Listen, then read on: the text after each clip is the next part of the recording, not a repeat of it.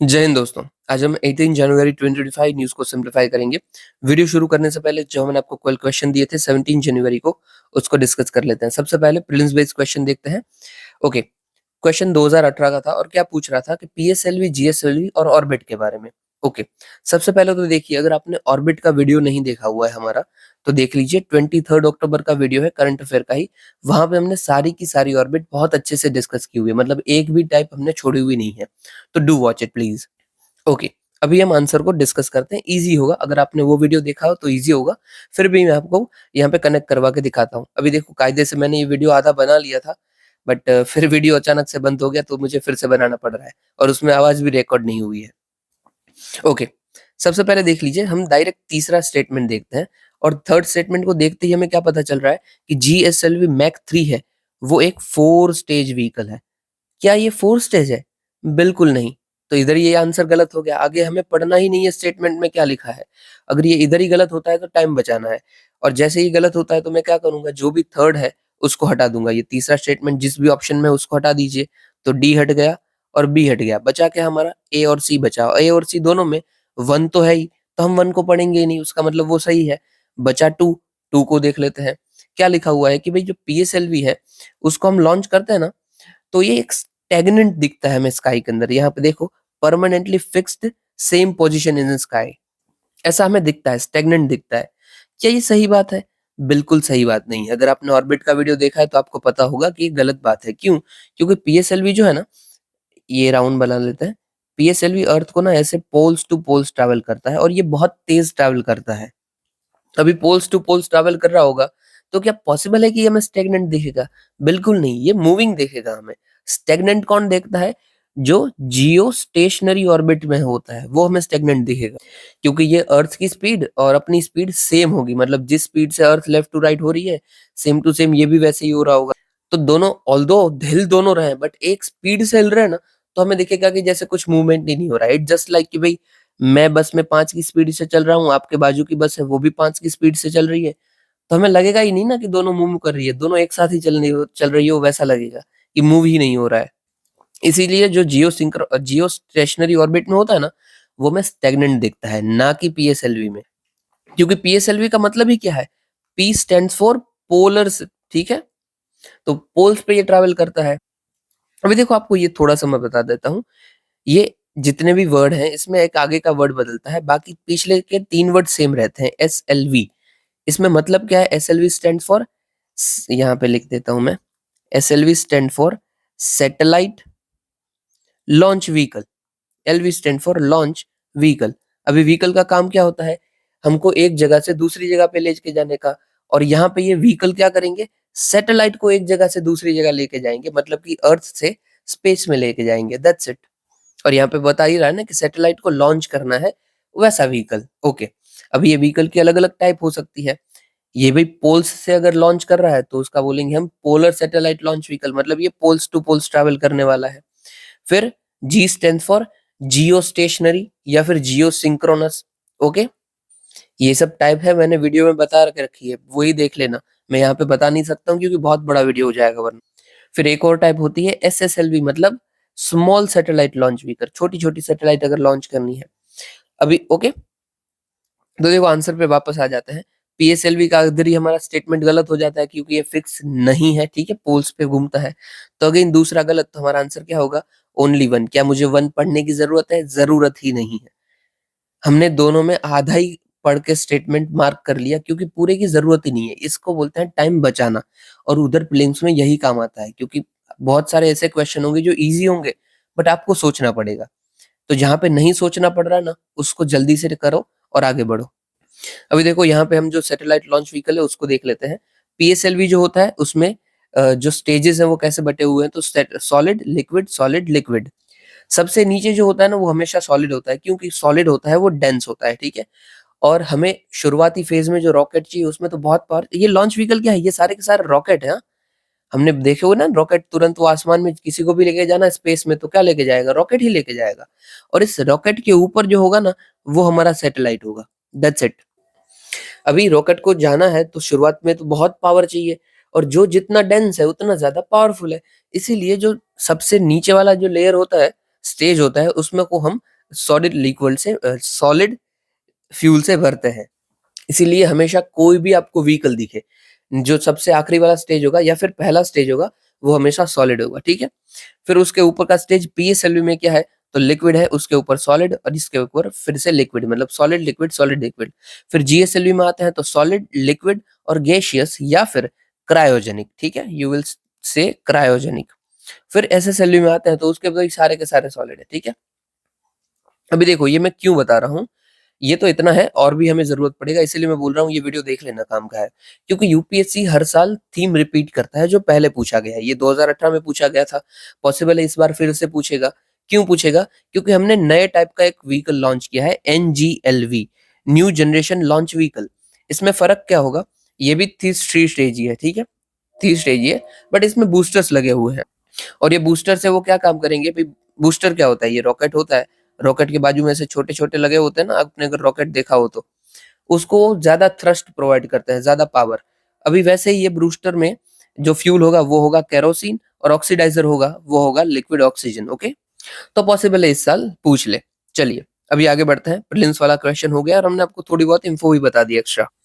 फिर है mains based question, vice president के ऊपर पूछा गया है कि vice president as a chairman of Rajya Sabha हमें डिस्कस करना है। ओके, देखो ये एकदम बेसिक क्वेश्चन है और डायरेक्ट क्वेश्चन है। आपने डेफिनेटली अगर लक्ष्मीकांत पढ़ी है तो उधर से ये पढ़ा ही होगा कि राज्यसभा के प्रेसिडेंट जो होते हैं, सॉरी, जो चेयरमैन होते हैं उनका वर्क क्या होता है, और वही हमें बताना है, उनका रोल ही तो बताना है। ओके, इसका अभी इंट्रोडक्शन क्या करना चाहिए? देखो 2-3 तरीके से इंट्रोडक्शन हो सकता है। पहले तो बेसिक, कि भई जो राज्यसभा के एक्स ऑफिशियो चेयरमैन है उसको बता दिया कि भई जो वीपी होते हैं, वही राज्यसभा के एक्स ऑफिशियो होते हैं। अब ये एक्स ऑफिशियो होते हैं, ये कौन से आर्टिकल में लिखा गया है ये आपको बताना ज़रूरी है, वरना तो क्वेश्चन ही बता दिया होगा। ये लिखा है आर्टिकल 64 में। तो ये फर्स्ट डेफिनिशन हुई जिसको हम बोलते हैं बेसिक, डेफिनिशन बेस्ड इंट्रोडक्शन, ठीक है? दूसरा आपका हो सकता है कि आप इम्पोर्टेंस उनकी बताओ कि भाई इनकी इम्पोर्टेंस क्या है? तो भाई इम्पोर्टेंस में क्या बताएँगे, जो वाइस प्रेसिडेंट होते हैं ना, वो सेकंड सिटीज़न होते हैं आफ्टर प्रेसिडेंट। तो ये इम्पोर्टेंस बन गई कि हाँ भाई ये पोस्ट तो बहुत इम्पोर्टेंट है। फिर एक और हो सकता है कि आपने कोई करंट अफेयर बेस्ड चीज़ पता है, उसको बता दिया है। या फिर आप अपना जनरल नॉलेज यूज़ करते हो और बताते हो कि भई हमारे करंट वीपी कौन है? तो श्री जगदीप धनखड़ जी हमारे करंट वाइस प्रेसिडेंट हैं या फिर चेयरमैन ऑफ राज्यसभा हैं। क्योंकि ये स्टैटिक से क्वेश्चन पूछा गया है, तो इसमें और आपको ज़्यादा कुछ नहीं मिलेगा, बट फिर भी मैंने आपको बताया कि इतने तरीके से इंट्रोडक्शन हो सकता है। It can be possible. अभी देखो हमने क्या लिखा है, उसको देख लेते हैं, ठीक है? और देखो ये बहुत ही बेसिक आंसर था, बट फिर भी हमने इसमें बहुत मॉडिफिकेशन किया है और आप आंसर को अलग बनाया है। वो बहुत ज़रूरी है अगर आपको टॉपर बनना है तो। जनरल आंसर लिखोगे, जनरल मार्क्स मिलेंगे, कोई फ़र्क नहीं पड़ता है। टॉपर बनना है तो थोड़ा-सा अच्छा मार्क्स अच्छा लिखना पड़ेगा और औरों से कुछ एक्स्ट्रा लिखना पड़ेगा। यहाँ पे देख लीजिए हमने क्या लिखा है और किस तरीके से लिखा है। अभी देखो मैं मेरे आंसर की तारीफ़ नहीं करता हूँ, but actually it is good. और मैं यहाँ पे मेरे रोज़ आंसर डिस्कस करता हूँ, मैं आपको गारंटी दे सकता हूँ, कोई भी यूजुअली होता है ना, वो अपना आंसर लिख के देता ही नहीं है, क्योंकि उन्हें डर लगता है कि यार ये मेरी मिस्टेक होगी, कोई आइडेंटिफ़ाई कर लेगा, रेपुटेशन खराब हो जाएगी। मैं कायदे से लिख के देता हूँ कि भाई मिस्टेक होगी तो भी एक्सेप्ट करेंगे, दैट्स इट। क्योंकि मैं खुद मेरा आंसर अपने के सामने रिव्यू करता हूँ, right? It is not 100 out of 100, but it is very good answer that will fetch you marks, and good marks, not just marks. Okay, चलिए अभी आंसर देखते हैं। अच्छा, हमने पहले क्या लिखा है कि भाई एज पर Indian constitution vice president is ex officio chairman of Rajya Sabha. Very basic, सिर्फ हमने इधर आर्टिकल दे दिया आर्टिकल 64 के अकॉर्डिंग। तो ये बेसिक इंट्रोडक्शन हो गया, कुछ खास नहीं है। हमने अभी नीचे ना अपनी थोड़ी सी नॉलेज बता दी कि भाई अभी के लिए हमारे राज्यसभा के चेयरमैन कौन है या फिर वाइस प्रेसिडेंट कौन है, तो श्री जगदीप धनखड़। और ये कितने में है? तो 14th में है। देखो ये जो नंबर है ना वो आपको याद होना चाहिए। वाइस प्रेसिडेंट का नंबर पूछे, याद होना चाहिए। फिर प्रेसिडेंट का पूछे, याद होना चाहिए। सीजेआई का याद होना चाहिए। फिर आपको पीएम का याद होना चाहिए। फिर आपको हमारी कौन-सी ये लोकसभा है, उसका भी याद होना चाहिए। क्योंकि ये आपको कभी भी काम आ सकता है और कभी भी एग्ज़ाम में पूछा भी जा सकता है। और ऐसा पूछा जाएगा और हमें नहीं पता होगा ना, वो शर्म की बात होगी। कि हमको लगेगा कि यार एकदम ईज़ी था और हमें नहीं आया, तो पता होना चाहिए। ओके, तो करंट हमारे चेयरमैन कौन है? तो जगदीप धनखड़ जी है। और देखो जभी भी आप यूज़ करो ना, तो आगे कुछ अच्छा लगाओ जिससे रिस्पेक्ट दिखे। यहाँ पे मैंने श्री लगाया है, आप ऑनरेबल भी लगा सकते हो, बट ये बहुत ज़रूरी है, आप ऐसे ही नहीं लिख सकते हो, क्योंकि ये काफ़ी पावरफुल पोस्ट है और काफ़ी ऑनरेबल पोस्ट है। चलिए आगे देखते हैं। तो ऐसा आपको लगाना है, डू रिमेंबर, गलती मत करना एग्जाम में और ना ही इंटरव्यू में। Okay, role of vice president क्या होता है एज अ चेयरमैन? यहाँ पे मुझे लिखना चाहिए था of chairman of Rajya Sabha. Okay, ये प्रिसाइड करते हैं भाई सेशन के ऊपर, यस कॉमन है। और क्या करते हैं सेशन के ऊपर प्रिसाइड करने में? एजेंडा एजेंडा सेट करना और डिबेट मैनेजमेंट करना। देखो ये सब नॉर्मल बात है, ये आपको पता है, कोई भी चेयरमैन ये करेगा। हमारा आंसर को अलग क्या बताता है कि भाई कोई भी इंपॉर्टेंट किस्सा हुआ हो ना, डिबेट मैनेजमेंट का या फिर एजेंडा का, जो भी आपके पास में आपने देखा हो उसको यहाँ पे कोट कर दीजिए। मैंने यहाँ पे कोट किया है कि भाई क्रूशियल रोल प्ले किया हमारे वाइस प्रेसिडेंट जी ने या फिर चेयरमैन ने ड्यूरिंग सिटीजनशिप अमेंडमेंट एक्ट 2019। अभी देखो ये कंट्रोवर्शियल था और इस वक्त इसके दौरान पार्लियामेंट में बहुत हैवॉक जैसा हो गया था, बहुत हल्ला हुल्ली हो रहा था। इसीलिए मैंने इसको कोट किया, क्योंकि ऐसा माहौल है तभी तो चेयरमैन की पोस्ट ज्यादा काम आती है, उसकी इंपॉर्टेंस दिखती है। तो ये कोट करना जरूरी है। आप चाहो तो और भी कोट कर सकते हो, जरूरी नहीं यही, कोई भी कंट्रोवर्शियल टॉपिक हो। जैसे कि अभी कंट्रोवर्शियल टॉपिक कौन सा चल रहा है? तो वन नेशन वन इलेक्शन का चल रहा है, वो आप कोट कर सकते हैं। फिर भाई जम्मू कश्मीर का जब 370 हमने हटाया, उसको कोट कर सकते हैं। तो ऐसे ही ना आपको कोट करना है, मतलब ये आपका लाइव एग्जांपल दिखेगा और बंदे को पता चलेगा, जो एग्जामिनर उनको पता चलेगा कि हाँ भाई ये सिर्फ रट्टा मार के नहीं आए हैं, उन्हें पता भी चलता है कि कब इनके काम का इंपॉर्टेंस आता है चेयरमैन का। फिर आगे मेंटेन करना रूल्स एंड रेगुलेशन को। अभी देखो रूल्स एंड रेगुलेशन की बात आती है और कोई भी हाउस की बात आती है, तो उसमें सबसे पहले इंपॉर्टेंट क्या हो जाता है? रूल्स ऑफ, ये गलत है, rules of procedure and conduct of business in Rajya Sabha. दोनों हाउस के अपने अपने हैं। लोकसभा की बात करें तो सेम टू सेम, बस लास्ट में आ जाएगा लोकसभा, दैट्स इट। अभी यही सेट करता है कि भाई क्या रूल्स होने चाहिए, क्या से मेंबर को पेश आना है। ये अगर ये इसके अकॉर्डिंग आप पेश नहीं आते हो तो क्या होगा? सस्पेंशन होगा। और क्या ऐसा हुआ है? बहुत बार हुआ है। जैसे लास्ट ईयर ही बहुत सारे एमपी को सस्पेंड कर दिया गया था और मैंने यहाँ पे वही लिखा है कि suspension of members of house due to havoc made by them in last year. Okay, तो ये आपको लिखना है। फिर मेंटेन करना कोरम। कोरम क्या होती है कि कितने मिनिमम मेंबर चाहिए? तो 1/10 चाहिए, तो वो भी मेंटेन करने का काम चेयरमैन करेंगे। फिर डिसाइड करना नेचर ऑफ बिल। जैसे कि आर्टिकल 10 के अंदर बताया गया है, वो सॉरी 1110 के अंदर बताया गया है कि कौन सा बिल मनी बिल है या नहीं है, वो कौन डिसाइड करेगा? तो चेयरमैन डिसाइड करेंगे। अभी आप थोड़ा सा ये नोटिस कर रहे हो, यहाँ पे हमने सीएए लिख दिया, यहाँ पे हमने सस्पेंशन लिख दिया, यहाँ पे आर्टिकल लिख दिया। तो जितने भी आपके पॉइंट है ना, सारे के सारे पॉइंट पावरफुल बन रहे हैं, एकदम जनरल पॉइंट नहीं हो रहे हैं। और यही हमें चाहिए। ऐसा देखो जरूरी नहीं है कि आपका हर एक आंसर ऐसा होगा, बट जो आप कर सकते हो वो तो ऐसा होना ही चाहिए। क्योंकि यहाँ पे क्या हमने कोई ऐसा है कि बहुत कुछ चीज पढ़ लिया तभी ये चीज आ सकती है? नहीं, बिल्कुल भी नहीं। सिर्फ हम थोड़ा सा स्मार्टनेस यूज कर रहे हैं, इसलिए ये चीज है। ओके, और एट लास्ट हमने चौथा पॉइंट लिखा है एक्स फैक्टर रोल या फिर role of X factor played. कि क्यों एक्स फैक्टर भाई? क्योंकि एक्स फैक्टर क्या होता है कि भाई डिसिसिव रोल, एकदम इंपॉर्टेंट रोल किस में प्ले करता है? तो भाई डिसाइड करना एंटी डिफेक्शन लॉ के केसेस को अंडर 10th शेड्यूल, और इम्पीचमेंट का देखना जजेस की सुप्रीम कोर्ट के अंडर जजेस इंक्वायरी एक्ट 1968। ये 67 लिख दिया है, इट इज 68। क्योंकि इनका ही भाई आखिरी से होता है कि मेरे हाउस के अंदर इसकी प्रोसीडिंग आगे बढ़ानी या नहीं बढ़ानी, यही बताता है, ठीक है।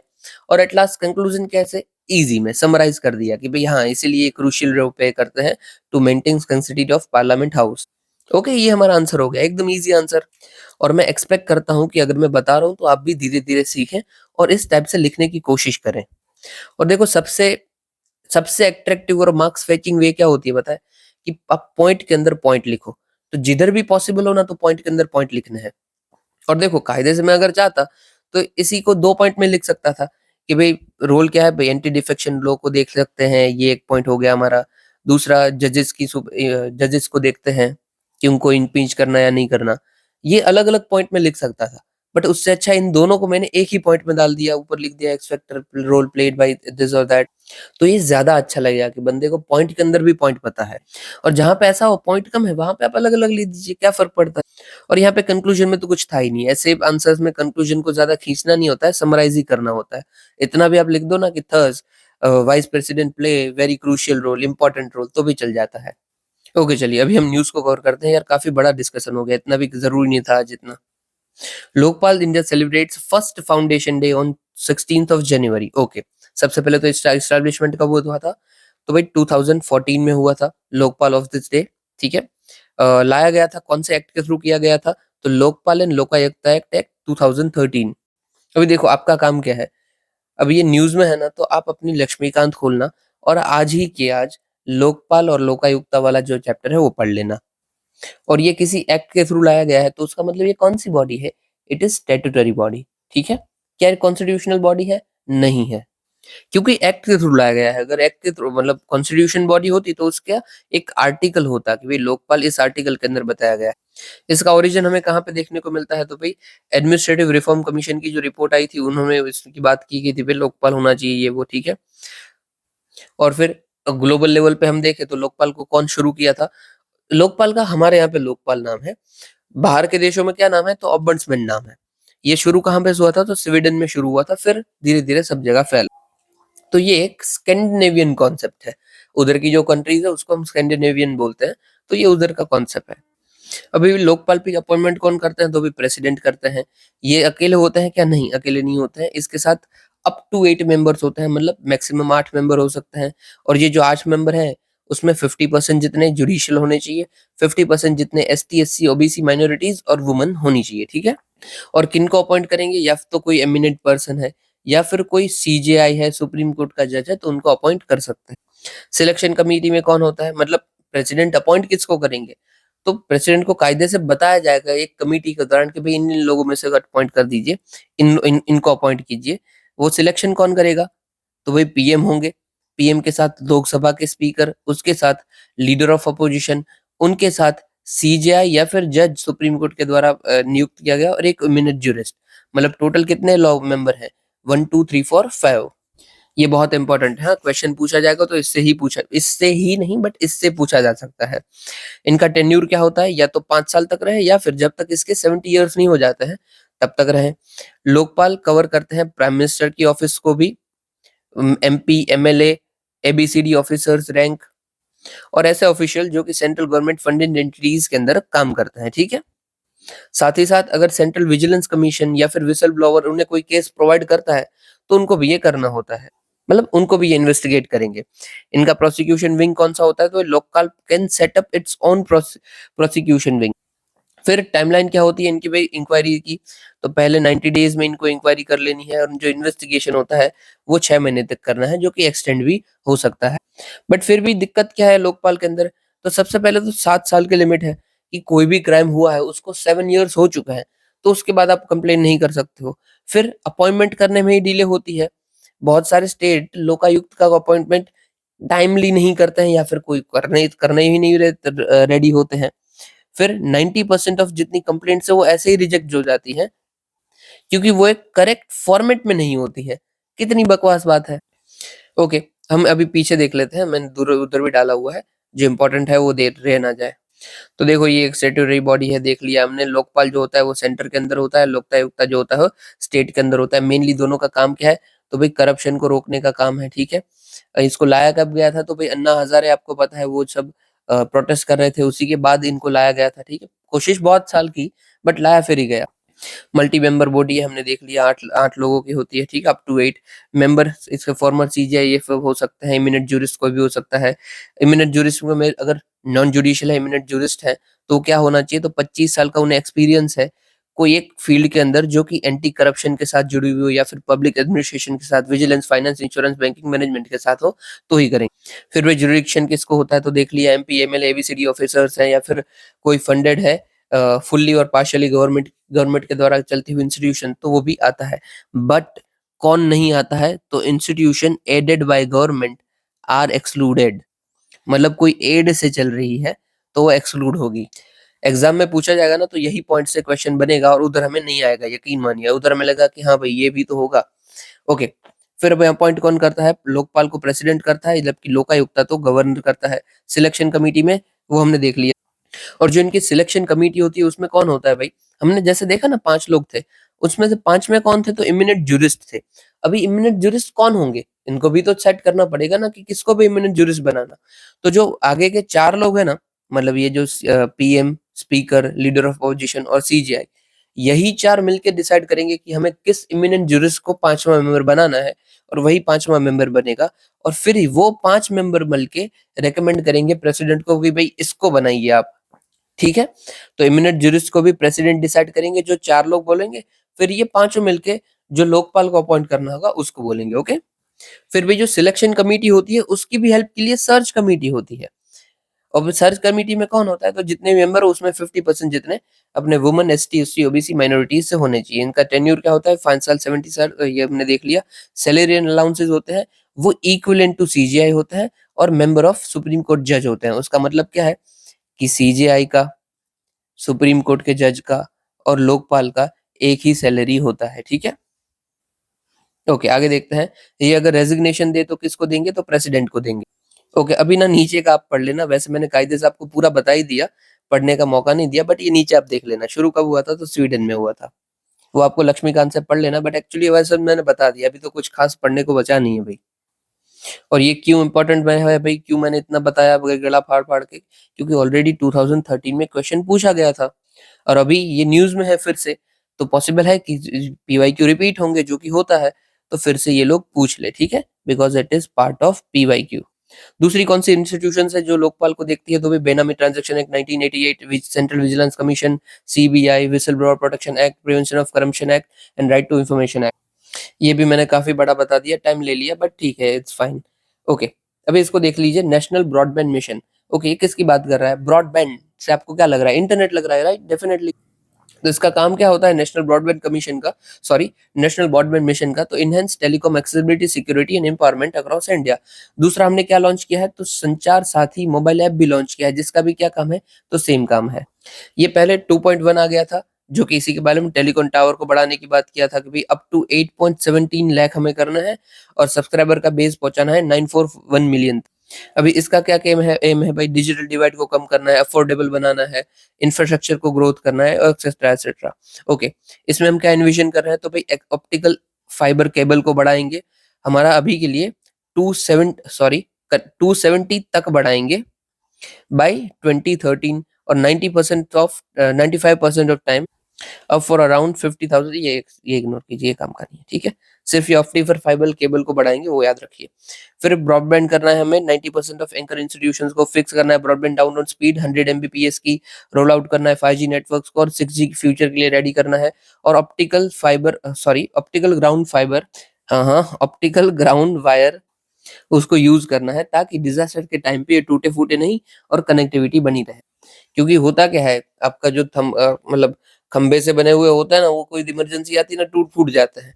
ग्राउंड बेस्ड होंगे तो वो टूटेंगे नहीं जल्दी। ये सब बकवास है, इसलिए मैं ज्यादा नहीं बता रहा हूँ, ठीक है। ये कॉमन सेंस है, और आपको वैसे भी इतना जान के कुछ काम का भी नहीं है। टेलीकॉम एक्सेसिबिलिटी के लिए इंडिया ने क्या क्या इनिशिएटिव लिए हैं, वो एक्चुअली आपके काम के है, ध्यान से देना ना। तो पहला है पीएमजी दिशा, मतलब कि ग्रामीण डिजिटल साक्षरता अभियान। फिर हमने पीएम वानी बनाया है, तो क्या, ताकि वाईफाई की अवेलेबिलिटी एंड एक्सेसिबिलिटी बढ़ पाए। फिर हमारा भारत नेट प्रोजेक्ट है, जो कि मेन काम ही क्या करता है कि सारे की सारी ग्राम पंचायत को हमें ऑप्टिकल फाइबर केबल से जोड़ देना है। फिर टेलीकॉम टेक्नोलॉजी डेवलपमेंट फंड है, जिसका भी मेन मोटिव क्या है, देखो किसके लिए फंड है, टेलीकॉम टेक्नोलॉजी के लिए ना। तो इस फंड का भी काम क्या है, टेलीकॉम इंडस्ट्री को बढ़ाने का काम है। ये हमने शायद कल ही डिस्कस किया था। अभी इसको काम यूज आप कैसे करोगे, कहीं भी देखो डिजिटलाइजेशन का कोई क्वेश्चन आता है, या फिर टेलीकॉम इंडस्ट्री को बढ़ाने का क्वेश्चन आता है, या फिर इंटरनेट को बढ़ाने का क्वेश्चन आता है, उन हर जगह में ये चारों काम आ जाएगा। ये चारों आपको याद भी रखने हैं, ठीक है। फंडिंग में ये काम आ जाएगा, ग्राम पंचायत या हर जगह पे काम आएगा, जैसे स्पेसिफिक नहीं है, कहीं पे भी आप ये यूज कर सकते हो। चलिए नेक्स्ट देखते हैं। अभी हमेशा ना इनिशिएटिव याद रखना है, क्योंकि इनिशिएटिव से आप चैलेंजेस भी कर पाओगे, चैलेंजेस और इनिशिएटिव पता होंगे तो आप फिर रिकमेंडेशन भी कर पाओगे और मेजर्स भी बता पाओगे। फिर भाई सिंगापुर के प्रेसिडेंट ने इंडिया विजिट किया है on 60 years of India Singapore pilot relation. Okay great. अभी देखो डायरेक्टली सिंगापुर से तो कोई क्वेश्चन नहीं पूछा गया है पास्ट में, बट दूसरी कंट्रीज से पूछा गया है, जैसे कि इसराइल से पूछा गया था। तो पॉसिबल है कि इस बार सिंगापुर से पूछ ले, क्योंकि 60 साल हुए हमारे रिलेशन को। सबसे पहले डिप्लोमेटिक रिलेशन 1965 में इंडिया ने ही स्टैब्लिश किए थे, one of the first country थी इसके साथ स्टैब्लिश करने वाली। फिर हमने कॉम्प्रिहेंसिव इकोनॉमिक कोऑपरेशन एग्रीमेंट सेका साइन करके रखा है 2005 में ही। ये क्या होता है मैंने आपको बहुत बार बताया हुआ है, फिर से एक बार जल्दी से बता देता हूँ। सबसे पहले होता है पीटीए। पीटीए एग्रीमेंट साइन होता है, इसमें हम बोलते हैं कि ये 2-4 प्रोडक्ट में हम टैक्स नहीं लेंगे, ठीक है। वो कंट्री डिसाइड कर लेती है कि भाई इसमें इसमें हम टैक्स नहीं लेंगे, आप ट्रेड करते हैं। पीटीए के बाद आता है एफटीए। एफटीए में भी अगेन 2-4 प्रोडक्ट सेट होते हैं, बट इसमें उल्टा, कि इन 2-4 प्रोडक्ट के अलावा किसी पे भी नहीं लेंगे, मतलब सिर्फ इसमें इन पे लेंगे और किसी पे नहीं लेंगे। तो ये एक स्टेप आगे बढ़ गए। फिर आपका आता है सेका, तो इसकी इससे और अपग्रेड है, मतलब क्या होगा, और बेनिफिट होगा। फिर अगर इसके आगे आता है सेपा, फिर इसके आगे आता है ट्रेड यूनियन, फिर उसके आगे आता है पॉलिटिकल यूनियन। जितना हम आगे बढ़ते जाएँगे उतना रिश्ता हमारा अच्छा होता जाएगा, ठीक है? तो हमारा सिंगापुर के साथ सेका ऑलरेडी साइन है, तो उसका मतलब क्या है कि हमारा ट्रेड अच्छा चल रहा होगा और हमारी स्ट्रेटेजिक पार्टनरशिप ग्रो कर रही है 2024 में। Okay, okay. ट्रेड क्या है, तो भाई इंडिया का 6th लार्जेस्ट ट्रेड पार्टनर है और इंडिया का सॉरी, जो एशियान में हम देखते हैं तो सबसे बड़ा ये हमारा ट्रेड पार्टनर है, ठीक है? आसियान कंट्री मैंने आपको याद करवा के रखी है, अगर नहीं हो अभी रहने दीजिए यार, मैं नहीं बता सकता, बहुत बड़ा हो जाएगा। चलिए बता देता हूँ, यहाँ पे आ जाइए। सिंगापुर, सबसे पहले तो सिंगापुर है कहाँ पे भाई? ये रहा, ये सिंगापुर है, ओके? जो अपना मलेशिया होता है, मलेशिया की एकदम टिप पे नीचे आता है सिंगापुर। और ये आप देख रहे हो, ये छोटा सा आइलैंड और बीच में जो पानी आपको दिख रहा है ना, ये कौन-सा चैनल है या फिर ये क्या है स्ट्रेट? तो it is straight of Singapore, simple. Singapore की जगह पे स्ट्रेट ऑफ सिंगापुर। अभी आसियान कंट्रीज़ में इसके आजू-बाजू कौन-सी वाटर बॉडीज़ आती है? तो ये स्ट्रेट ऑफ मलक्का। और देखो यहाँ से इक्वेटर इसके नीचे से एकदम ही पास होता है, बट इक्वेटर टच नहीं करता है, ठीक है? मैं क्यों बता रहा हूँ इक्वेटर का, यूपीएससी ने ऑलरेडी इसके बारे में पूछा हुआ है कि इक्वेटर कहाँ से निकलता है। तो आप ध्यान दीजिए, तो ये सुलावेसी इंडोनेशिया का पार्ट है, बोर्नियो इंडोनेशिया का पार्ट है, सुमात्रा इंडोनेशिया का पार्ट है। तो ऐसा बोला जा सकता है कि यूजुअली बोला क्या है ऐसा कि जो इक्वेटर है ना, वो सिंगो से अपना क्या है, इंडोनेशिया से ही पास होता है, ठीक है? और कोई आजू-बाजू की कंट्री यूजुअली इसके अंदर घुसती नहीं है। ओके, अभी हम एशियन कंट्रीज देख लेते हैं। तो जो हमारा कोड है, देखो कोड क्या है, MLV। यहाँ पे देख लीजिए, यहाँ पे देख लीजिए, हमारा कोड है MLV। फिर M और B के बीच में T और L और V के बीच में C। फिर भाई T के नीचे से ये लेंगे M और S, MS हो गया, और उसके भी S के भी नीचे लेंगे हम I। ओके, अभी इतना बता देता हूँ, मतलब M stand for Myanmar, Laos और वियतनाम। फिर ये है थाईलैंड और कंबोडिया। उसके नीचे आते हैं तो भाई मलेशिया, सिंगापुर और इंडोनेशिया। और ये जिस क्रोनोलॉजी में मैंने बताया ना, यही बॉर्डर पड़ती है, मतलब आप म्यांमार की बॉर्डर किसके साथ पड़ेगी, तो जो उसके बाजू में है, मतलब कि लाओस और थाईलैंड के साथ, वियतनाम के साथ भी नहीं, कंबोडिया के साथ भी नहीं। ओके, अभी बच जाते हैं दो ही, जो कि आपको एक्चुअली पता भी है कि फिलीपींस एकदम अलग से आता है, वो रह गया। और दूसरा एक है ब्रूने, ये छोटा सा जो है ना मलेशिया के अंदर ही घुसा हुआ, ये है ब्रूने। तो आपको बस यही दो याद रखने हैं, बी और पी, ब्रूने और फिलीपींस। ये हो गई हमारी आसियान कंट्री। और सिर्फ ऐसे ही नहीं याद रख ली है, बॉर्डर्स भी याद रख लिए कि किसकी किसके साथ बॉर्डर लगती है। जैसे कि समझ लीजिए, ये कंबोडिया की बॉर्डर किस किस के साथ लग रही होगी, तो उसके बाजू की कौन कौन सी है, तो भाई वियतनाम, लाओस और थाईलैंड। ओके, देख लीजिए यहाँ पे, ये रहा कंबोडिया आपका, किन किसके साथ लग रही है, तो थाईलैंड, लाओस और वियतनाम। और ये भी डिस्प्यूटेड आइलैंड्स हैं हमारे साउथ चाइना सी के, उसको भी देख लेना, अभी मैं बता रहा नहीं रहूँ यहाँ पे। बस ये बता देता हूँ कि ये CTV मतलब चाइना, थाईलैंड और वियतनाम, P मतलब फिलीपींस, M मतलब मलेशिया। ये देखना +1 +1 होता जाता है, ठीक है? तो ये सारी आसियान कंट्रीज आपको याद रह गई। टोटल कितनी कंट्रीज है आसियान में? 10 है। और इनमें से सबसे बड़ा हमारा पार्टनर कौन सा है? तो भाई सिंगापुर सबसे बड़ा पार्टनर है। ओके, ऑफ द टॉपिक हम चले गए थे, वापस आ जाते हैं हमारे टॉपिक में। सिंगापुर में ये आसियान का सबसे बड़ा पार्टनर है हमारा। मल्टीलेटरल कोऑपरेशन की बात करें तो ईस्ट एशिया समिट के अंदर भी पार्ट है, कॉमनवेल्थ का पार्ट है, इंडियन ओशन रीम एसोसिएशन का भी पार्ट है और इंडियन ओशन नेवल सिंपोजियम का भी ये पार्ट है। ये सारे में हम पार्ट लेते हैं, मतलब इनके साथ पार्टनरशिप बनाते हैं। डिफेंस कोऑपरेशन की बात करें तो हम एक्सरसाइज करते हैं, एक अग्नि वॉरियर और दूसरा सिम्बेक्स। अग्नि वॉरियर आर्मी है, सिम्बेक्स में नेवी है। इंडियन डायस्पोरा की बात करें तो भाई 9% जितनी सिंगापुर की पॉपुलेशन जो है वो इंडियन ओरिजिन की है और वहाँ पे तमिल जो है वो as a one of the official language भी है, इसलिए क्योंकि हमारे यहाँ पे बहुत लोग जाते हैं। और दूसरा क्या है पता है, हम अगर एंशिएंट टाइम देखेंगे, एंशिएंट क्या, मिडिवल टाइम बोल लीजिए, क्योंकि जब चोला एम्पायर था तो चोला एम्पायर की जो नेवी थी और उनका जो साम्राज्य था, एम्पायर था, वो सिंगापुर ही नहीं फिलीपींस तक जाता था। यहाँ पे देख लीजिए, यहाँ पे कुछ इंडिया है, ठीक है, यहाँ पे और एक्सटेंड कर देता हूँ, तो फिलीपींस तक चोला एम्पायर गया हुआ था।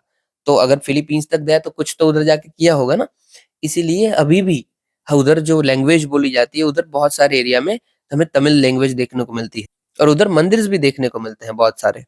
सिग्निफिकेंस क्या है भाई, तो काउंटर चाइना को करने के लिए बहुत बड़ा हमें हथियार ये आएगा। जैसे कि हमें उनका जो बेस है वो मिल सकता है, चांगी नेवल बेस, और काउंटर कर सकते हैं चाइना को। फिर भी FDI है, सिंगापुर से बहुत बड़ा FDI आया था, अप्रोक्सीमेटली 11 बिलियन जितना। फिर एक्ट ईस्ट पॉलिसी के अंदर का हमें काम आता है। एक्ट ईस्ट पॉलिसी मतलब क्या है, जो ईस्ट वाले नेशंस है ना उसके साथ हमारे टाइज को बढ़ाना। और फिर जियोग्राफिकल लोकेशन भी बहुत इंपॉर्टेंट है, ये ईस्ट वेस्ट को कनेक्ट करता है और ट्रेड रूट में भी बहुत इंपॉर्टेंट जगह है। क्योंकि आप ही देखिए ना, ये पूरे का पूरा ट्रेड है, ये यहाँ से ही पास होता है ना, क्योंकि बाकी तो अरब से सब बहुत दूर पड़ जाएगा, तो यहाँ से ही पास होता है। अगर सिंगापुर में आपका दोस्ती अच्छा है तो आप चाहो तो ये ट्रेड को भी कंट्रोल कर सकते हो। चलिए अभी आगे देखते हैं, ठीक है। फिर है rubber board unveiled second sorry unveil two new initiative to promote rubber production. Okay, again ये जरूरी क्यों है, यूपीएससी ने रबर प्रोडक्शन के ऊपर ही डायरेक्ट क्वेश्चन पूछा हुआ है। बट क्वेश्चन क्या था कि भाई रबर प्रोड्यूसिंग कंट्रीज कौन सी है और एनवायरमेंटल इश्यूज क्या क्या है। इजी क्वेश्चन था ये वैसे। अभी देखो, मैं क्यों इजी बोल रहा हूँ, आपको समझ लीजिए इसके बारे में कुछ भी नहीं आता है। मतलब हम रबर के बारे में देखेंगे तो आपको ये कंट्रीज तो आ जाएगा, बट उसके एनवायरमेंटल इश्यूज कोई भी नहीं आते हैं। मैं बोलता हूँ ये ऊपर वाले सेक्शन को इग्नोर करो, ये इग्नोर ही करो। सिर्फ ऐसा पूछा गया हो तो कि भाई एनवायरमेंटल इश्यूज क्या क्या है जो फेस होते हैं, तो आप बहुत सारे इश्यूज लिख पाओगे ना। सेम टू सेम वही इश्यूज ही लिखने हैं हमें, और तो कोई दिमाग लगाना ही नहीं है। क्योंकि चैलेंजेस हमेशा सेम होते हैं, एनवायरनमेंट में जो भी चैलेंज है वो सबके लिए सेम है, रबर के लिए भी सेम है, इंसान के लिए भी सेम है। इसीलिए ये क्वेश्चन इजी था। आपको थोड़ा सा बस रबर के बारे में मालूम हो, उसकी डिटेल पहले बता दो और फिर चैलेंजेस लिख दीजिए। क्वेश्चन मेंस में होते हैं वो हार्ड नहीं होते हैं, कोई भी क्वेश्चन हार्ड नहीं होता है यूजुअली। बस थोड़ा सा ट्रिकी हो सकता है, समझने में आपको देर लगे, आप समझ गए तो आपका काम हो गया। ओके चलिए, रबर के बारे में बात की गई है, रबर को देख लेते हैं। सबसे पहले तो जो दो न्यू इनिशिएटिव लाया है रबर प्रोडक्शन के लिए उसको देखते हैं। एक इनिशिएटिव है आई इंडियन सस्टेनेबल नेचुरल रबर और दूसरा है आईएनआर कनेक्ट। ये हमने प्लेटिनम जुबली पे लॉन्च किए हैं रबर की, जब हम रबर एक्ट 1947 को प्रमोट कर रहे हैं। प्रमोट क्या, सेलिब्रेट कर रहे हैं। 1947 हमने कब लाया था, तो रबर बोर्ड को हमने बनाया था under the ministry of commerce and industry. ये भी पूछा जा सकता है, ठीक है, प्रीलिम्स के अंदर ये एक क्वेश्चन बन सकता है। क्योंकि ऑलरेडी जो कॉफी बोर्ड है उसके ऊपर क्वेश्चन आ चुका है, कॉफी बोर्ड नहीं सॉरी, टी बोर्ड है उसके ऊपर क्वेश्चन आ चुका है 2 बार। फिर कॉफी बोर्ड के ऊपर मैच द फॉलोइंग में क्वेश्चन आ चुका है। तो हो सकता है जो आपको नेक्स्ट क्वेश्चन पूछा जाए वो पूछा जाए रबर बोर्ड के ऊपर, तो आपको आना चाहिए, ठीक है। ये जो आईएनएसआर है, सस्टेनेबल नेचुरल रबर, ये इन यूरोपियन यूनियन के जो डिफोरेस्टेशन रूल्स है उसके साथ ये मैच करता है। और इसको सर्टिफिकेट भी मिलेगा, ठीक है, कि आईएनएसआर से बना हुआ है। नाम में ही क्या है, सस्टेनेबल, क्योंकि यूरोप वाले बोल रहे हैं कि भाई कोई जंगल न काट के चीज आई या फिर कार्बन इमिशन करके आए तो उसके ऊपर हम टैक्स लगाएंगे। ये सस्टेनेबल है तो ये हमारा टैक्स नहीं लगेगा और इजीली हम एक्सपोर्ट कर पाएंगे। और जो कनेक्ट है, कनेक्ट से क्या इंटरनेट जैसा नाम लगता है ना, तो ये वही है। ये एक वेब बेस्ड प्लेटफॉर्म है जिससे आप जो ग्रोवर्स हैं उनको कनेक्ट कर पाओगे रबर होल्डिंग्स रखे हुए जो लोग होते हैं उनके साथ। ओके, इन शॉर्ट ये रबर का प्लेटफॉर्म है, उतने याद रखिए, और कुछ काम का नहीं है हमारे। इंडिया के रबर का स्टेटस क्या है भाई, तो हम थर्ड लार्जेस्ट प्रोड्यूसर हैं, ये भी क्वेश्चन आ सकता है। क्योंकि ऑलरेडी एक बार आ चुका है कि जो इंडिया है वो वर्ल्ड लार्जेस्ट मिल्क का प्रोड्यूसर है। तो हो सकता है भाई थर्ड लार्जेस्ट अपना रबर के बारे में आ जाए। और फिर फोर्थ लार्जेस्ट हम कंज्यूम भी है करते हैं रबर को, ठीक है। थाईलैंड जो है वर्ल्ड का लीडिंग रबर प्रोड्यूसर कंट्री है, और फॉलो बाय इंडोनेशिया। इससे हमें क्या पता चल रहा है भाई, जो इक्वेटर की कंट्री के आजू बाजू के एरियाज है ना, वहां पे रबर ग्रो होता है। क्योंकि जो थाईलैंड है वो भी इक्वेटर के बाजू में पड़ता है, इंडोनेशिया भी रबर के बाजू में पड़ता है, और इवन इंडिया भी इक्वेटर के बाजू में पड़ता है। कैसे, यहाँ पे देख लीजिए, ये रहा था इक्वेटर, ठीक है, इंडोनेशिया यहाँ पे है, थोड़ा सा ऊपर ये थाईलैंड है, और इसी की लाइन में तो आता है इंडिया। यहाँ पे इसी लाइन में इंडिया आता है। तो मतलब जो ट्रॉपिकल कंट्रीज है उसके बीच में ही पड़ता है भाई। तो इसीलिए ट्रॉपिक्स में उगता होगा रबर, ये हम गेस कर सकते हैं, ठीक है। इंडिया के अंदर मोस्ट प्रोड्यूसिंग स्टेट कौन सा है, तो भाई केरला है, 90% जितना प्रोड्यूस करता है। देखा, इक्वेटर से क्लोज है ना ये भी। Okay, produce the states of other कौन से हैं, तो तमिलनाडु, कर्नाटक, त्रिपुरा, असम, मेघालय। अभी देखो, त्रिपुरा, असम, मेघालय, तमिलनाडु, कर्नाटक, ये सारे स्टेट क्या है, इन सब जगह पे रेनफॉल बहुत अच्छी होती है। उसका मतलब क्या है कि रबर को बहुत अच्छी रेनफॉल चाहिए होगी। अभी देखो, ये मैं आपको क्यों बता रहा हूँ, ये सब कनेक्ट करना बता रहा हूँ। उधर एग्जाम में क्या होता है पता है, कि कई बार हमको एक दो पॉइंट पता नहीं होते हैं और उसकी वजह से हम स्टेटमेंट कनेक्ट नहीं कर पाते हैं या फिर राइट नहीं कर पाते हैं। इस तरीके से आप पढ़ोगे, आपको पता होगा कि अगर मुझे ये पता है ना, उसका मतलब दूसरा भी चीज पता होना चाहिए।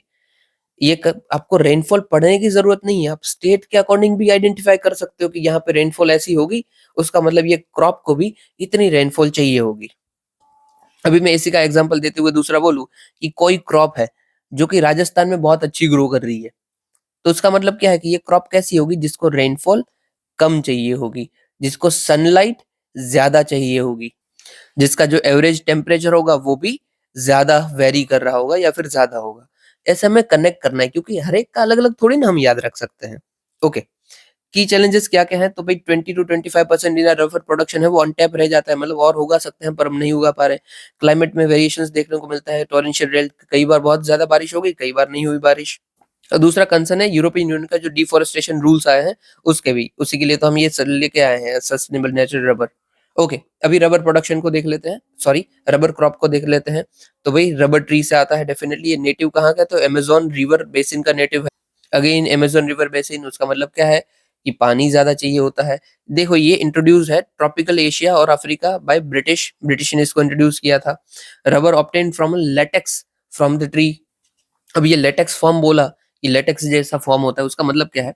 देखो होता क्या है, कहाँ पे यार? हाँ, यहाँ पे। समझ लीजिए पेड़ है, ठीक है? इस पेड़ के अंदर ना मैं हल्का-सा ऐसा कट मार देता हूँ। तो ये कट मारूँगा ना तो उसके धीरे-धीरे एक लिक्विड टपकता रहेगा और फिर इसको मुझे स्टोर करने लाए। ये लिक्विड की फॉर्म में जो भी चीज़ आ रही है और फिर जाके वो थोड़ी-सी मतलब स्ट्रॉन्ग हो जा रही है, इसी को हम बोलेंगे लेटेक्स। जो हमारा ग्लू आता है ना, ग्लू, ग्लू भी लेटेक्स के फॉर्म में आता है और जो रबर आता है वो भी लेटेक्स के फॉर्म में आता है। उम्मीद करता हूँ आप समझ गए होंगे। नहीं समझे ना तो एक बार ना यूट्यूब पे या फिर गूगल पे सर्च मार लेना rubber latex form. In short वही होता है कि भाई पेड़ में आप ये चाकू-वाकू घुसा दो और फिर टपकने दो, धीरे-धीरे पानी की तरह रबर टपकेगा और फिर वो आपको कलेक्ट करना है। दैट्स इट, लिक्विड जैसा फॉर्म होता है। ये बाद में जाके ऐसा स्ट्रॉन्ग बनाते हैं, जो अभी हमें दिखता है ना वैसा। रेनफॉल इसको कितनी चाहिए होती है भाई? 200 से 300 सेमी चाहिए होते हैं। देख रहे हो ना बहुत ज़्यादा रेनफॉल है।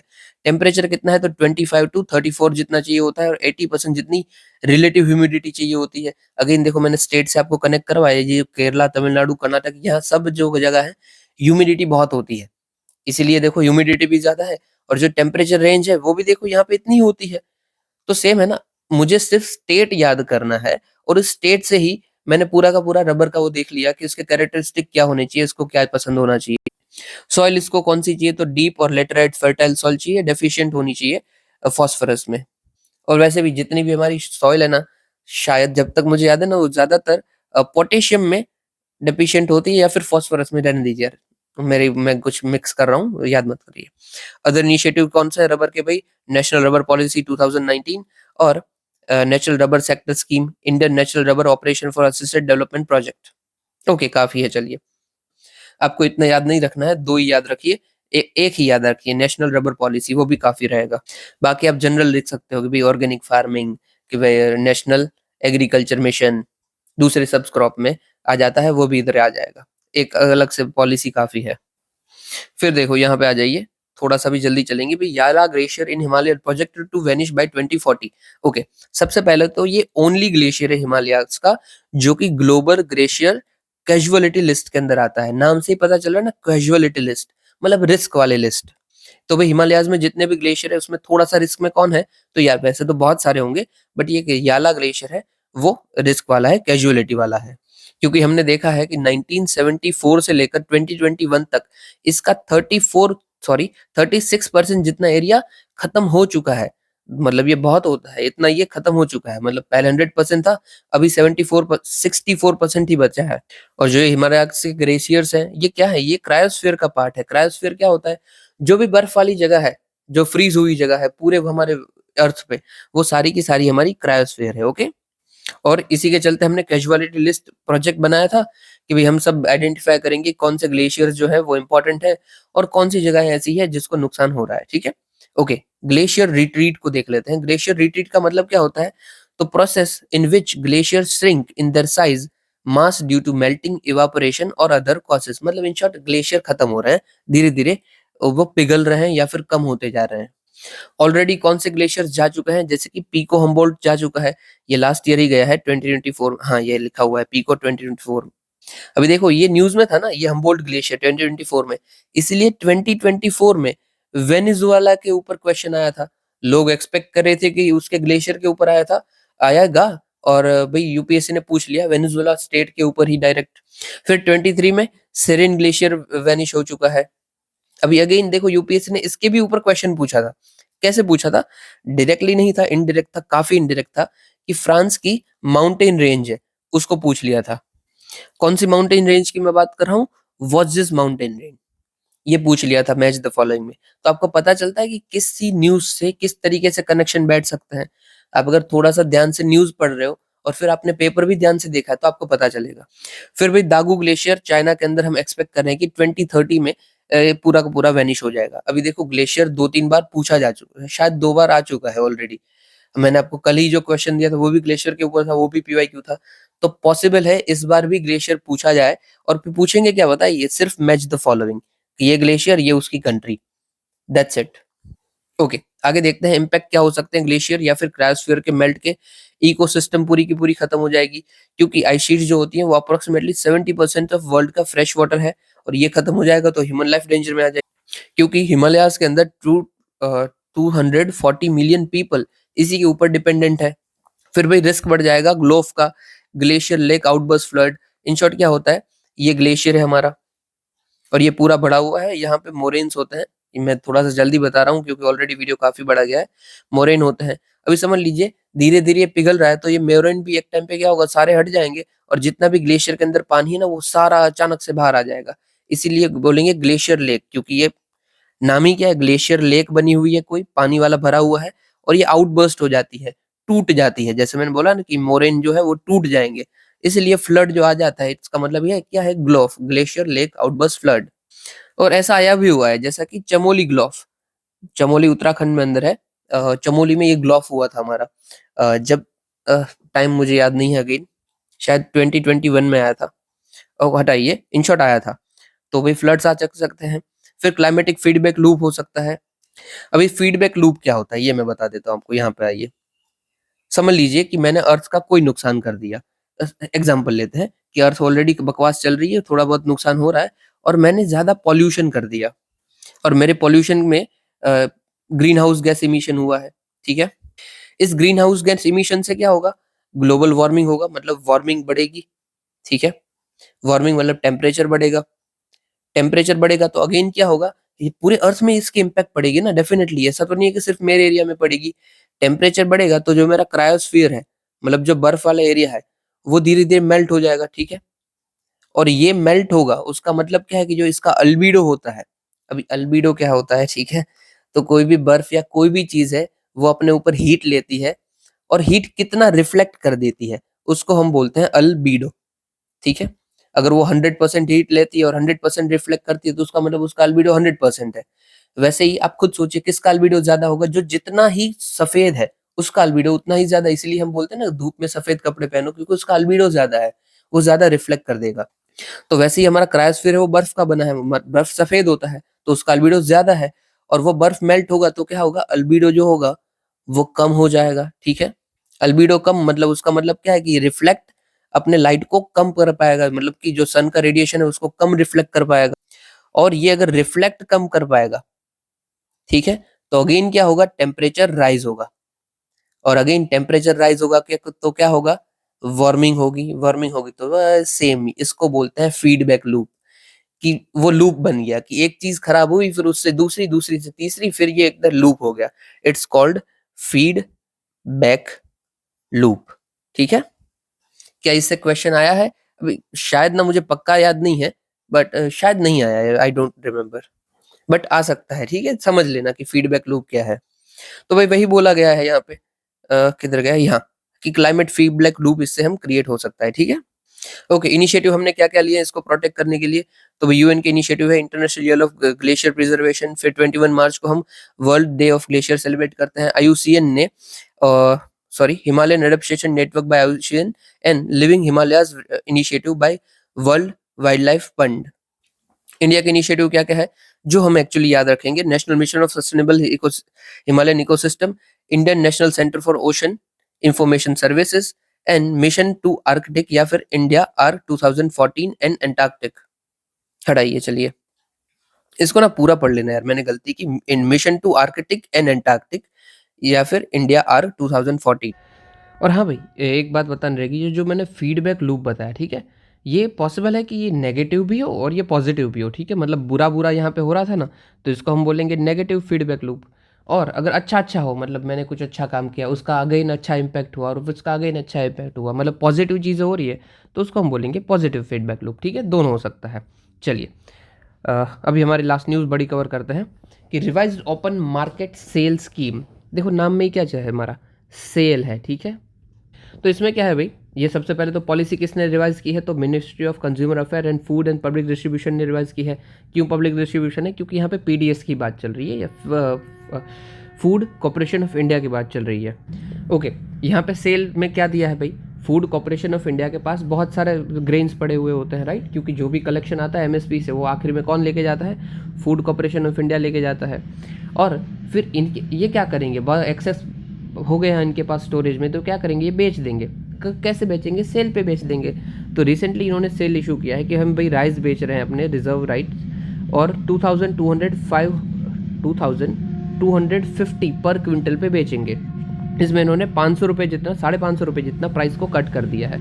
Okay, open market sale scheme ये जो है उसका मतलब क्या है भाई, तो फूड कॉरपोरेशन ऑफ इंडिया होता है, वो अपने पास अगर सरप्लस फूड ग्रेन हो जाता है तो बेच देता है, ई ऑक्शन कर देता है, इसी को बोलते हैं। और ये प्री डिटरमाइंड प्राइस होते हैं, मतलब पहले से देखो इन्होंने बता दिया ना कितने प्राइस पे बेचेंगे, तो प्री डिटरमाइंड प्राइस होते हैं।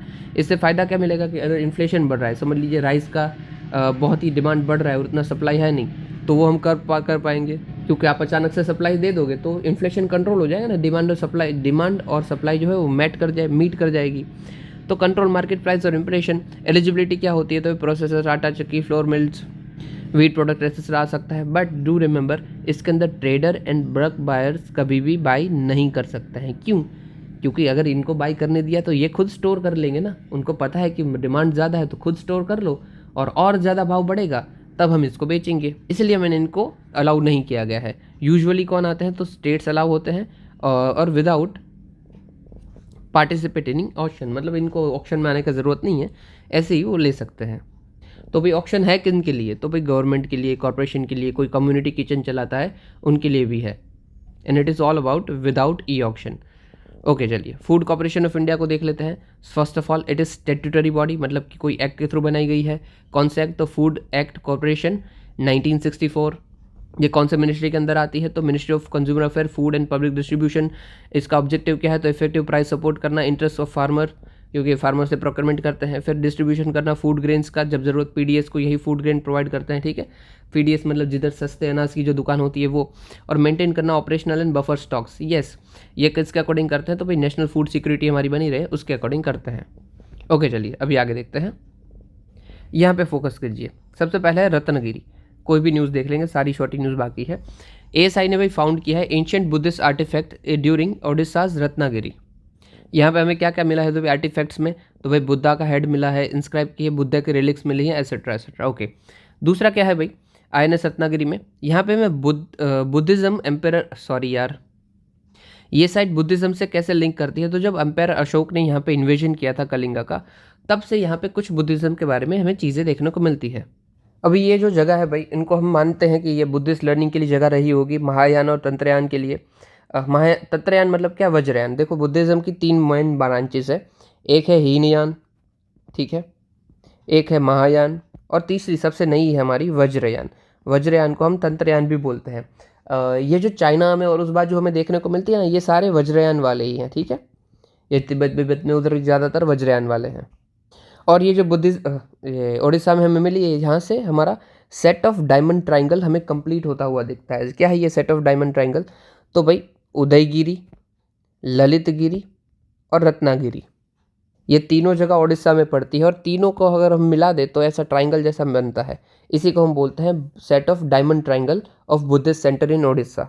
उसका मतलब क्या है कि इन तीनों जगह पे हमें बुद्धिज्म की चीज़ें मिलती हैं, ठीक है। अभी देखो मिक्स मत कर देना, रत्नागिरी है ना वो उड़ीसा का है, दूसरा रत्नागिरी महाराष्ट्र के अंदर भी पड़ता है, वो मिक्स मत करना। और ना उसका भी एरिया न्यूज़ में था, एक्स्ट्रा मैं बता दे रहा हूँ। जो महाराष्ट्र वाला हमारा कोस्ट है, ठीक है, यहाँ पे और रत्नागिरी डिस्ट्रिक्ट के एरिया में बीच में एक जगह पड़ती है, मतलब ये एक फ्लैट एरिया पड़ता है, मतलब एकदम फ्लैट एरिया, जिसको हम बोलते हैं सदा, SADA। ये फ्लैट एरिया को सदा बोलते हैं। अरेबियन सी और रत्नागिरी डिस्ट्रिक्ट के बीच वाला जो एरिया है ये सदा एरिया है, मतलब पूरा गुजरात से लेकर महाराष्ट्र का थोड़ा सा एरिया में पड़ता है, बट यूजुअली हमें ये रत्नागिरी के एरियाज़ में देखने को मिलता है, सदा। बस ऐसे ही ये रत्नागिरी था, तो मैंने आपको बता दिया, और ये सदा था वो भी न्यूज़ में था, इसलिए बता दिया। ओके, फिर है भाई करनाली हाइड्रो पावर प्रोजेक्ट, ठीक है। करनाली कहाँ पे रिवर ओरिजिनेट होती है, तो मच्छा खबाब तिब्बत वाले एरियाज़ में ओरिजिनेट होती है। थ्रू नेपाल ये मीट करती है गगर रिवर को, ठीक है। और ये इंपॉर्टेंट क्यों है, तो भाई इसी हाइड्रो पावर प्रोजेक्ट के through run of river type of project हम चलाएंगे, जिसके थ्रू एक्सपोर्ट होगा पावर, जो भी पावर जनरेट होगा वो एक्सपोर्ट होगा from Nepal to India and Bangladesh. इससे हमें पता चलता है कि जो हमारा वो है ना कि भाई बॉर्डर रिलेवेंट कर देंगे और हर जगह पावर को इस्टेब्लिश कर देंगे। ये अपना वन नेशन वन ग्रिड वाला सिस्टम वो हमें देखने को मिलता है। वन नेशन वन ग्रिड क्या यार, वन वर्ल्ड वन ग्रिड। और पूरा नाम भी ये भी नहीं है, पूरा नाम है one sun one world one grid. और देखो ये एक ना रन ऑफ रिवर प्रोजेक्ट है। रन ऑफ रिवर मतलब क्या होता है, तो रिवर जो जैसे ही जा रही है ना उसी का पानी यूज़ करना, कोई हम डैम वैम नहीं बना रहे हैं। ये रिवर ऐसे ऐसे जा रही है, यहाँ पे ही हमने एक चक्कर फिट कर दिया और इसी को घुमाते घुमाते हम इलेक्ट्रिसिटी बना रहे हैं, डैम हम नहीं बना रहे हैं, ठीक है। तो रन ऑफ रिवर का मतलब क्या है, no need of large dam और रिजर्वोयर इन इट, सिर्फ हम जो रिवर का फ्लो होता है उसी से एनर्जी जनरेट करते हैं। अभी देखो ये ज़रूरी है क्योंकि ऑलरेडी यूपीएससी ने लास्ट ईयर ही पूछ लिया pump storage natural pump storage hydro power के ऊपर, और तभी भी बहुत सारे लोग गलत करके आ गए थे, वो स्टोरेज करके आ गए थे, जबकि क्वेश्चन में आंसर होता था एनर्जी। तो हो सकता है अभी ये रन ऑफ रिवर के बारे में पूछ ले। फिर है नीचे यहाँ पे देख लीजिए भाई कोलंबिया की लोकेशन है। कोलंबिया कहाँ पे पड़ता है, तो भाई साउथ अमेरिका का जो वो हमारा रीजन है वहाँ पे ये कोलंबिया पड़ता है, ठीक है, इस एरिया में। इसकी बॉर्डर किस किस के साथ लगती है, तो Venezuela, Brazil, Panama, Peru, Ecuador के साथ लगती है। ये कैरेबियन सी और पैसिफिक के साथ भी बॉर्डर बनाता है। और इसको गेटवे ऑफ साउथ अमेरिका भी बोला जाता है। क्यों, क्योंकि देखो यहाँ से ही तो साउथ अमेरिका में जाना पड़ेगा, ठीक है, पनामा से होते हुए, तभी आपका शुरू होगा। दूसरा यहाँ पे क्या इंपॉर्टेंट है भाई, यहाँ पे एक अमेजोन रिवर बहती है और एक ओरिनोको रिवर भी बहती है। ओके, न्यूज़ में क्यों था भाई, रिसेंटली 30 जितने लोग मर गए हैं क्योंकि क्लैश हो गया था between two groups of Colombia Venezuela border के एरियाज़ में। ओके ठीक है, हम यहाँ पे भी देखो लोकेशन देख लेते हैं, कुछ कुछ इंपॉर्टेंट चीज़ें। कोलंबिया के एरियाज़ में देखो ये ओरिनोको रिवर यहाँ से बहती हुई आ रही है, ठीक है, ये ओरिनोको रिवर है, और फिर ये वेनेजुला के होते हुए कैरेबियन सी में ख़त्म हो जाती है। ये उल्टा बता दिया यार मैंने, हटाइए तो ज़रा, ये मैंने लाओनोस का बताया, ये है ओरिनोको रिवर, यहाँ से आती है और यहाँ पे ये ख़त्म हो जाती है डेल्टा बनाती हुई, ठीक है। कौन से एरिया में भाई ओरिनोको बहती है, तो भाई कोलंबिया, वेनेजुला एंड ब्राज़ील। फिर भाई यहाँ से जो ग्रासलैंड्स निकलते हैं उसको हम क्या बोलते हैं, तो भाई लानोस बोलते हैं। ये लानोस जो है वो कोलंबिया से भी निकलते हैं, ग्रासलैंड्स, ठीक है, ग्रासलैंड्स लानोस है। फिर लानोस के नीचे जो ग्रासलैंड्स आते हैं उसको हम सेल्वास बोलते हैं। फिर उसके भी नीचे आते हैं उसको कतिंगास बोलते हैं, और जो सबसे नीचे आते हैं उसको हम बोलते हैं पंपास।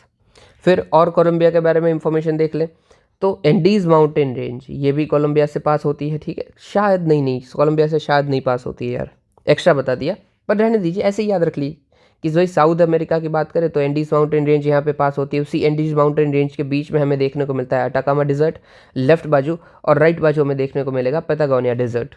और हाईलैंड्स की हम बात करें तो यहाँ पे हमें गुयाना हाईलैंड्स देखने को मिलते हैं क्योंकि यहाँ पे गुयाना कंट्री है, और नीचे के लिए हमें ब्राज़ीलियन हाईलैंड्स देखने को मिलते हैं। फिर इसी एरियाज़ में हमें सबसे हाईएस्ट लेक तितिकाका भी देखने को मिलती है, हाईएस्ट लेक, ठीक है, हाईएस्ट।